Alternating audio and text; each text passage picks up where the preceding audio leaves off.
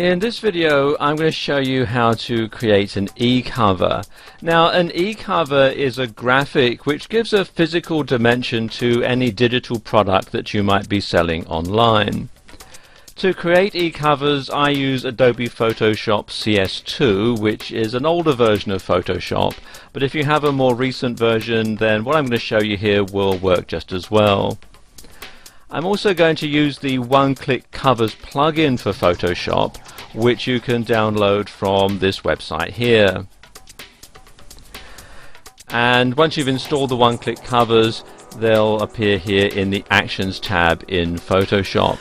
And what these are basically a pre-programmed set of instructions that Photoshop will follow, so it automates certain tasks so you don't have to do them yourself manually over and over again. Okay, to begin, what we're going to do here is use ebook 2 for this example. So the first thing to do is select the start line here and then press on the play button, which you'll find down at the bottom here. So press on play, and you see this opens up the basic e-cover shape. All we have to do now is add in our graphics and so on. So what I'm going to do is just pause the video while I do that. Okay, I've put in some simple graphics here, and I've also saved it as a Photoshop PSD file. You see here I've called it fantasticcover.psd, and I always save my e-covers as a PSD file when they're at this stage, when they're in this flat stage. And the reason that I do this is because later on, when they've been put into the ebook format, which you'll see a bit later, if there's anything that I don't like about it, or I need to go back and make any changes, then it's much easier to do it at this stage. So this is why I always save it as a PSD file at this stage. Okay, the next thing to do is come down here to compile and click on play.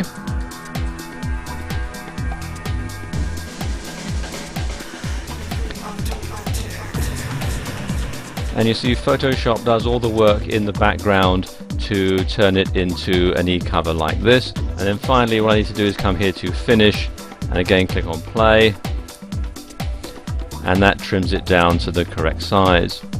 Now I need to save it so that I can incorporate it into my web page, and for this I'm going to use the save for web function. So come here to file, save for web,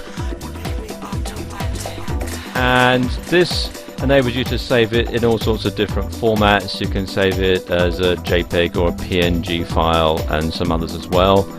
And there are also some presets that you'll find here. And also, if I move this up a little bit, if I click on this icon at the bottom here, I can preview it in my default web browser, so I'll see what it looks like when it's actually on my website. And there we go, that doesn't look too bad, so I'll now go ahead and shut this window and save it to my hard drive.